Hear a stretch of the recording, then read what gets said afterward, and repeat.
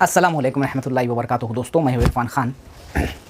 आज एक जो अहम टॉपिक को लेकर आपके सामने मैं वीडियो ला रहा हूं। 10 मिनट में आपको मैं समझाने की कोशिश करूंगा।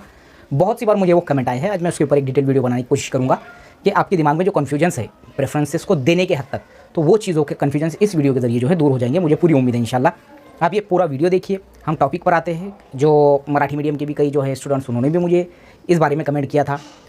लातूरकर मॅडम आहे कोणते कोणीतरी त्यांनी पण म्हणजे असा कमेंट केला होता की सर हा जे प्रोसेस आहे प्रेफरन्सेसचा, तर आमचे सबस्क्रायबर आहे त्यांचा मी कमेंट वाचला होता एक महिन्यापूर्वी। तर हा जे प्रोसेस आहे प्रेफरन्सेस असो, प्राधान्यक्रम ज्याला आपण म्हणतो, आणि किंवा शिक्षक भरतीचा, तर आम्ही म्हणजे न्यू कमर्स आहोत, आम्हाला म्हणजे समजण्यासाठी हे खूप किचकट आहे। तर मी या वीडियोद्वारे एकदम सोप्या भाषेत तुम्हाला मी स्पष्टीकरण देणार आहो प्राधान्यक्रमाबद्दल। तो आपको पूरा देखना है। देखो, जैसा कि स्टेप बाय स्टेप, जैसा किसी भी भर्ती में ये चीज़ होती नहीं है। दूसरी जो भर्तियाँ होती है आमतौर पर एग्ज़ाम का फॉर्म भरो, सीधे ऑनलाइन फॉर्म भरो, उसके बाद में हॉल टिकट आएंगे, एग्जाम दो, उसके बाद में सीधा मेरिट लिस्ट। लेकिन शिक्षक भर्ती में ऐसा नहीं है, क्योंकि इसकी एक महज वजह यह है कि इसमें टप्पे होते हैं, यानी कि भाई लेवल्स होते हैं। क्लास 3 लेवल में आता है टीचर, सुपर क्लास 3 में आता है, क्लास 2 में आता है। उसके पहली से 12वीं तक के जो टप्पे होते हैं वहाँ मसले होते हैं, वहाँ क्वालिफिकेशन चेंज हो जाता है, diploma, degrees, post graduation, graduation, subject वगैरह वगैरह, जैसा कि आप देख रहे हैं। और उसमें सबसे बड़ा जो मसला है वो है कोड मैटर्स। हर शिक्षक भर्ती जाकर कोड मैटर में अटकती है, और कई ज़रूरतमंद बच्चे जो है, कई ऐसे होशियार बच्चे, अक्लमंद ज़हीन लोग जो है अपने उम्रों के कई पड़ाव पार कर लेते हैं, जैसे कि आपको तजुर्बा आ रहा होगा। लेकिन 2017 वालों की तरफ देखो कि उनको 6 साल बाद प्रेफरेंसेस आए हैं 196 संस्थाओं के। ठीक है, तो वीडियो की शुरुआत जैसा आप जो 2017 में आपके पहचान में थे होंगे, आप उनसे भी पूछ सकते हैं।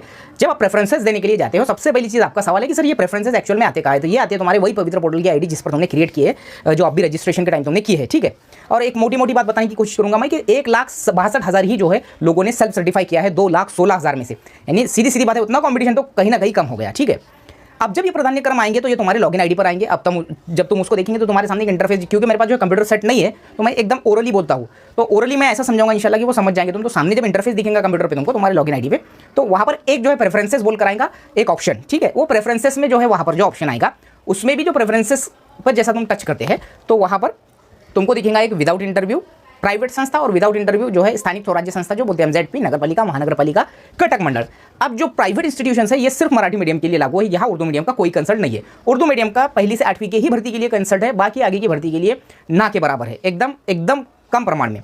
मराठी मीडियम वालों के लिए पहली से 12वीं का जो है वहाँ पर जो ऑप्शन आएगा, अब जैसा कि तुमको जो प्रेफरेंसेस आएंगे पहली बार लॉगिन आईडी पर, वो किस बेस पर आएंगे?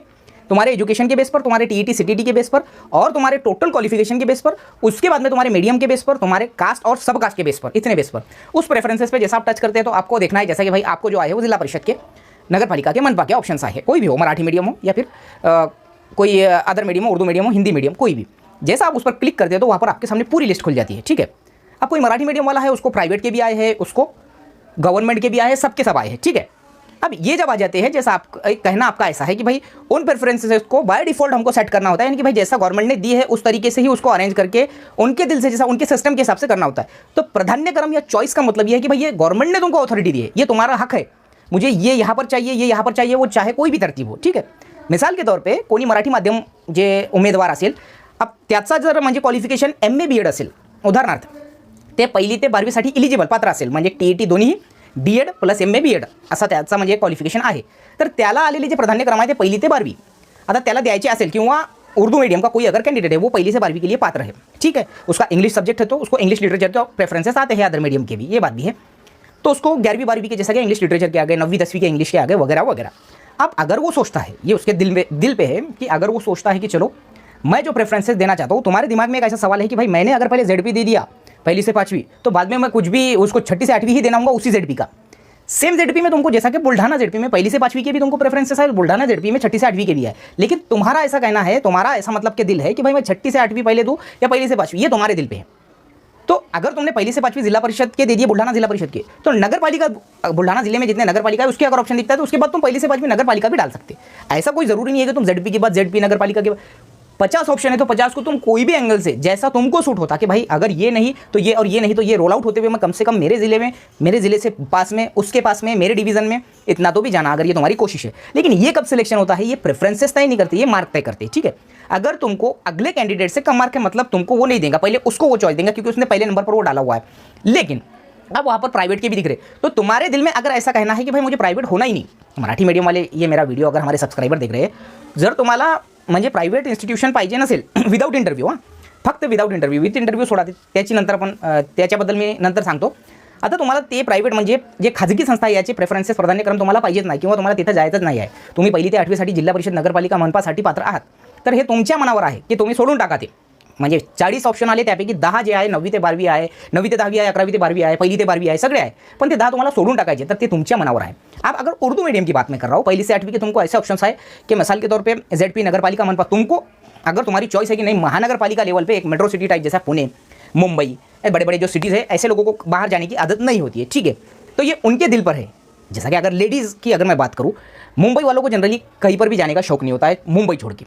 नौकरी तो वो प्राइवेट नौकरी है तो तकरीबन पूरी उनकी ज़िंदगी उधर निकल जाती है, कारोबार वो वही करते हैं. हम लोग का कैसा है, हम लोग मेट्रो सिटीज़ वाले नहीं है, हम देहातों से आए हुए हैं, हम इंटीरियर से आए हुए हैं, हम कहीं पर भी नौकरी के लिए जाने के लिए राजी रहते हैं. लेकिन मुंबई वालों का ऐसा तकरीबन ना के बराबर है, और वही यहाँ पर साबित होता है.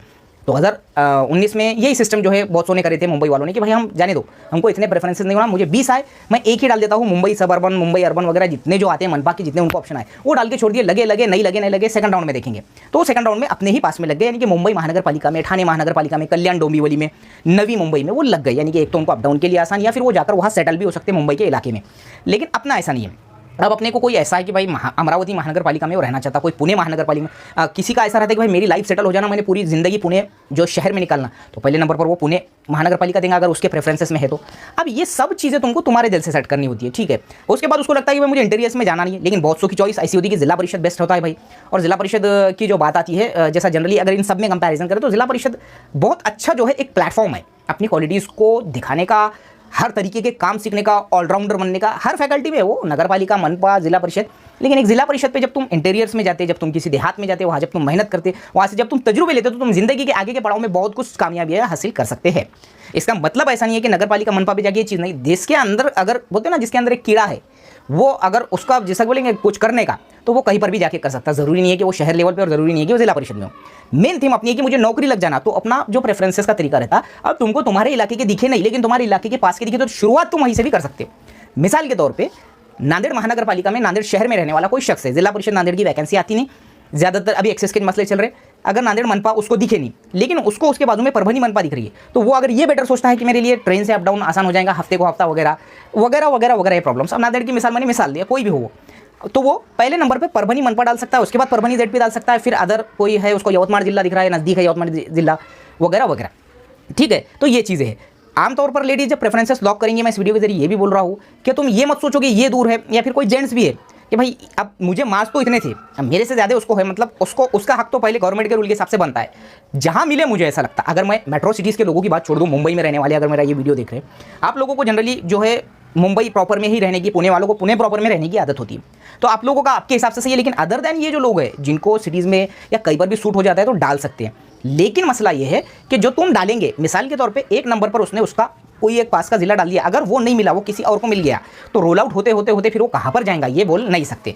मिसाल के तौर पे उसने पहले 10 नंबर के एकदम करीब के प्रेफरेंसेस डाल दिया उसके ऑप्शन में से चुनकर, और बाकी के 10 जो है बहुत दूर के हैं, और वो बहुत दूर में उसको बहुत दूर मिल गया, तो फिर वो बहुत दूर जाके पछताना नहीं उसने. मेरा कहने का मतलब ये है. तो चाहे कहीं पे भी मिलो, देखो उम्र के हम 30, 32, 34 साल में, जैसा कि अपने जो पुराने जो अपने बड़े जो थे, अपने सीनियर मोस्ट सीनियर, इनके दौर में 18, 19, 20 में लग जाते थे. अब तो 30, 35, 40 तुमने मराठी मीडियम की मैं इसलिए बोलता, जो स्पर्धा परीक्षा की तैयारी करते 40 साल की उम्र में, जो जिनके एज क्राइटेरिया बढ़ के रहता, वो 38 साल के करीब करीब ओपन वाले लग रहे हैं. यानी कि ये मैंने फेस टू फेस उनसे मिलके भी बात की, मैंने उनसे यानी ये सीखा भी है. तो अब ये सोचने में फ़ायदा नहीं कि भाई मेरा दूर है, मेरा नज़दीक है. अगर मराठी मीडियम वाले को कोई प्राइवेट इंस्टीट्यूशन पसंद है, अगर वो वहाँ पर जाना चाहता है, उसको 9वीं से 10वीं का स्केल ही होना, तो बिल्कुल वो स्केल ले सकता है, क्योंकि वो पहली से 8वीं के बजाय 9वीं से 10वीं लेता है. प्राइवेट इंस्टीट्यूशन पर भी वो रेप्यूटेड संस्था में जाता है, तो उसका स्केल की वजह से वो कई यानी उसके लाइफ में कई कदम आगे बढ़ जाएगा. पहले से 8वीं में उसके प्रमोशन कब आएगा, 8वीं, 9वीं, 10वीं, 7 साल, 8 साल, 10 साल के बाद, वो भी उसके रूल्स होते हैं, सीनियरिटी होती है. तो इससे अच्छा एक ही छलांग मार दिए. अगर तुम मुझसे पूछते होंगे तो मैं बोलूँगा बेटर वो है. लेकिन अगर उसमें अपनी स्टेबिलिटी है, यानी कि उसमें मेरे दिल को कॉन्फिडेंस है कि मैं ये हाई लेवल पर जाकर मैथ साइंस जिसके लिए मैं चुना गया, मैं परफेक्टली पढ़ा सकता, तो ही चुनो. क्योंकि ऐसे कई मामलात है, मैंने खुद आंखों से देखे. अगर तुमको भरोसा है तो जाओ, अगर नहीं तो अपना पहले से 8वीं अच्छा है. तो ये चीज़ है. 11, 12 तो फिर उससे भी आगे हम अपनी, मतलब कि तुम 35वें भी साल में लग रहे होंगे और तुम 11, 12 पे लग रहे होंगे, तो तुम जिंदगी के कई कदम आगे चले गए पहली से 10वीं के मुकाबले में. इतना बड़ा उसका जो है स्केल होता है. और मैं बोलूँ कि उसको एक बड़े ऑफिसर के इतना उसका स्केल होता है, ग्रेड पे होता है. पेमेंट मायने नहीं रखती, यानी तुम डायरेक्टली उस पर छलांग चले जा रहे, छलांग तुम्हारी लगा दे रहे, ठीक है. तो ये चीज़ है. अब सब्जेक्ट, अब जब तुमको तुम्हारे सब्जेक्ट के हिसाब से ही प्रेफरेंसेस आएंगे, ना कि सबके बराबर आएंगे। और मैंने पहले ही बोला कि कास्ट यानी कि भाई तुम्हारी जो कास्ट है, तुम्हारी कास्ट का हर हिस्सा डिवाइड होगा। ओबीसी वाला बोलेगा कि भाई 300 जगह उर्दू मीडियम की ओबीसी में आ गई मिसाल के तौर पे, तो वो 300 जगह एक अकेले कैंडिडेट का या सिर्फ इसका ही नहीं है जो अगर वो चारा मेरे ज़्यादा मार के मुझे आना, नहीं, वहाँ पर ओबीसी महिला 30% कट जाएंगी, उसके बाद माजी सैनिक, प्रकल्पग्रस्त, भूकंपग्रस्त, उसके बाद दिव्यांग, उसके बाद में एक्स सर्विसमैन, ये सब कट के उसको जब समांतर आरक्षण यहाँ जो वैकेंसी का डब्बा जो वहाँ पर आता है, जो बॉक्स आता है, उसमें उसकी जगह रहेंगी। ठीक है, तो ये चीज़ होती है, यानी प्रेफरेंसेस देने का कोई जंबलिंग काम नहीं है। और जैसा तुम सोच रहे कि उनके हिसाब से देना पड़ता है, अपने हिसाब से, ये मेरी चॉइस है, उसका मतलब ही चॉइस है कि मुझे ये होना। लेकिन जब प्रेफरेंसेस आएंगे तो जब मैं क्लियरली ये बात समझा दूंगा। देखो, किसी को जिला परिषद पसंद होता है, किसी को नगर पालिका, किसको मनपा। शहरों में रहने की आदत है तो बिंदास नगर पालिका, महानगर पालिका चूज करो, लेकिन उससे पहले ये इंक्वायरी करो कि यहाँ के महानगर पालिका के, यहाँ के नगर पालिका के मसाइल चल रहे हैं क्या। ऑन ड्यूटी टीचर से कांटेक्ट करके, मसाइल बहुत ज़्यादा प्रॉब्लम क्रिएट करते हैं लाइफ में ऑन ड्यूटी। एक्सेस के मसले रहते, पेमेंट्स के मसले रहते। रही बात जिला परिषद की, तो मैं बोलूँगा आंख मूंझ कर जिला परिषद को प्रेफर करो। लेकिन अगर तुमको सब नगर पालिका मनपा में ये नहीं है, कई ऐसे महानगर पालिका, नगर पालिका जो फिक्स टू फिक्स पेमेंट देते हैं, वही तारीख को 4, 5, 7 ज़्यादा से ज़्यादा, जिला परिषद की तो 10 के अंदर ही हो जाती है। तो ये चीज़ सिस्टम को समझ के, तो जब प्रेफरेंसेस सामने दिखेंगे तो राय मशवरा करो किसी से भी, मेरे से नहीं, किसी और से जो वहाँ ड्यूटी कर रहा है, जो वहाँ और भी मोस्ट सीनियर जो होगा, जो तजुर्बेकार होगा, वगैरह चीज़। तो ये वीडियो के जरिए मैंने एक्चुअल में जो पॉइंट रहता है, जो जिस पॉइंट पे मुझे समझाना है, मैंने बहुत दिनों से कोशिश करा कि मैं ऐसा कौन सा पॉइंट लूँ जो मुझे कि समझा सकूँ मैं इनको। तो बिंदास विदाउट फ्रस्ट्रेशन अगर तुम वो चीज़ सोचेंगे, प्रेफरेंसेस कब चालू होंगे, जब अगर तुम मुझे ये पूछ रहे हो 2023 के, तो मेरा एक अंदाज़ा नवंबर का है, बाकी तो मुझे कोई आइडिया नहीं है, क्योंकि अभी तो 17 के चालू हुए। ठीक है, अब ये 17 वालों के बाद में या उनके आसपास में अपने चालू होंगे, दिसंबर एंड या जनवरी के शुरुआत में चल जाएंगे अब अपॉइंटमेंट, क्योंकि इतना हर मामले में लेंदी होता जा रहा है। आप कल 23 के हुए थे कंप्लीट, आज 25 के 27 के होंगे, फिर और डेट लेंगे, वो 25 तारीख तक मैंने बोला कि मे भी हो सकता है कि जेडपी के 100% कवर हो जाएंगे।